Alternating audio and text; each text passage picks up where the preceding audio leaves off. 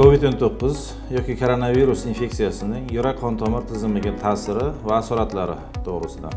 Virus ta'sirida yurak miokardi shamollash kasalligi, ya'ni miokardit rivojlanishi mumkin.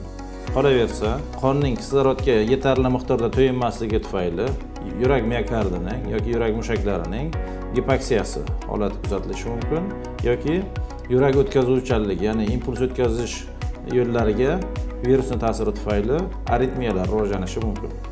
Yurak qon tomir tizimida ilgaridan muammolari bor bemorlar COVID-19 bilan kasallangandan so'ng albatta kardiolog nazoratda bo'lishlari talab etiladi.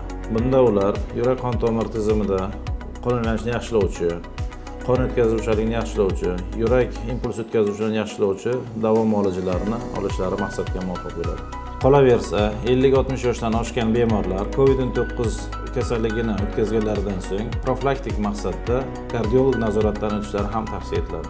Shuni unutmangki, asosiy kasallikni davolashdan ko'ra uni oldini olish muhimroq hisoblanadi.